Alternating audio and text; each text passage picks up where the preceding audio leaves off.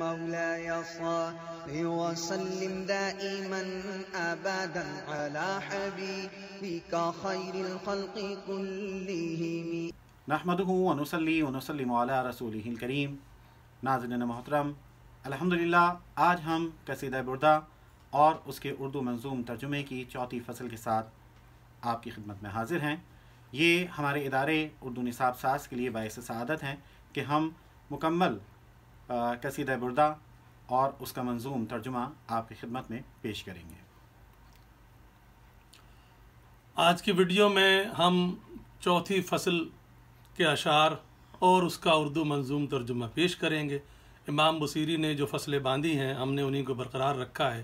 اس فصل میں انہوں نے نبی کریم صلی اللہ علیہ وآلہ وسلم کی ولادت کا بیان کیا ہے کہ اس وقت آپ کی پیدائش کے وقت جو دنیا میں معجزات ظاہر ہوئے، مثلا آتش کدہ ایران کا بجھنا، ایوان کسریٰ کے کنگروں کا گرنا، بحیرہ صحابہ کا خشک ہونا، ان سب کا ذکر کیا ہے اور بتایا ہے کہ آپ کی ولادت کی خبر جو عرصے سے جن اور کاہن دیتے آ رہے تھے اور انہیں آسمان پر شہاب ثاقب ٹوٹتے ہوئے نظر آ رہے تھے اور شیاطین بھاگ رہے تھے، اس سب کا تذکرہ امام بصیری نے اس فصل میں کیا ہے. اب آئیے باقاعدہ آغاز کرتے ہیں. عربی اشعار میرے ساتھ پڑھیں گے پروفیسر ڈاکٹر حافظ محمد سہیل شفیق، اور اردو اشعار آپ کی خدمت میں یہ حقیر پیش کرے گا. ابان مولدہ ان طیب عنصرہ یا طیب مبتدأ منہ و مختتمی. ان کی پیدائش سے ساری خوبیاں ظاہر ہوئیں، پاک ان کی ابتدا اور پاک ان کا مختتم. یوم تفرس فیہ الفرس انہم قد انذروا بحلول البؤس والنقم.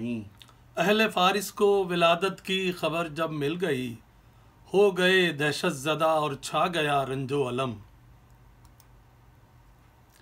وبات ایوان کسریٰ وہو منصدع کشمل اصحاب کسریٰ غیر ملتئم. قصر کسریٰ گر پڑا اور پارا پارا ہو گیا اور پراگندہ ہوئے کسریٰ کے ساتھی ایک دم. والنار خامدۃ الانفاس من اسف علیہ والنہر ساحل عین من صدم. آتش فارس نے ٹھنڈی سانس لی افسوس سے، نہر بھی چشموں کو بھولی از رہے ان دو ہو غم. وساء ساوۃ ان غادت بحیرتها ورد واردها بالغیظ حین ظمی. اہل ساوا تھے پریشاں خشک چشمے دیکھ کر، لوٹتے تھے گھاٹ سے غصے میں پیاسے پر علم. ساوا ایک جگہ کا نام ہے اور چشمے خشک ہو گئے تھے جس کی وجہ سے وہ مضطرب تھے اور پریشان تھے. کأن بالنار ما بالماء من بلل حزنا وبالماء ما بالنار من ضرم.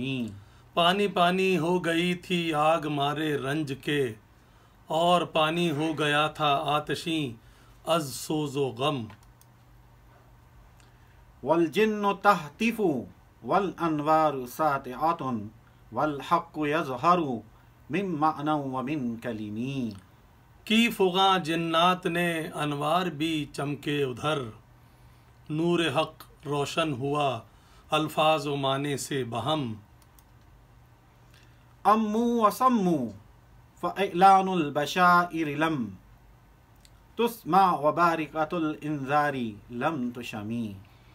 اندھے اور بہرے تھے سنتے کس طرح خوشخبریاں، بلکہ خوف برق بھی ان کو نہ تھا از رنج و غم.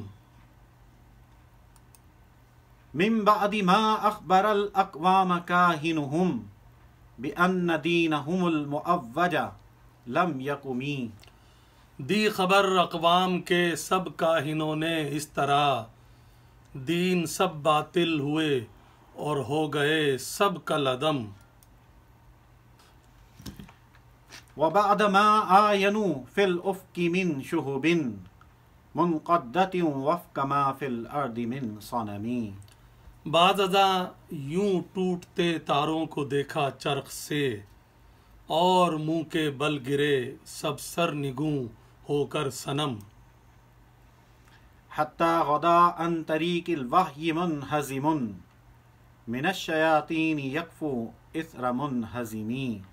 بھاگتے تھے راستے سے وہی کے شیطان یوں، ایک پیچھے دوسرے کے سر پہ رکھ اپنا قدم۔ كأنهم حربا أبطال أبرهة أو عسكر بالحصى من راحتيه رومي۔ تھا وہ لشکر ابرہا کا پراگندہ سی فوج، سنگریزے جن پہ پھینکے تھے ید شاہ امم۔ نبذا به بعد تسبيح ببطنهما نبذ المسبح من احشاء ملتقمی۔ لے کے نام اللہ کا پھینکا جو کنکر آپ نے، حضرت یونس کو اگلے جیسے ماہی کا شکم۔ مولاي صل وسلم دائما أبدا على حبيبك خير الخلق كلهم۔ ناظرین اکرام، یہ تھی امام شرف الدین بصیری کے مایہ ناز قصیدہ بردہ شریف کی چوتھی فصل جو آپ کی خدمت میں پیش کی۔ ہمیں امید ہے یہ آپ کو پسند آئے گی۔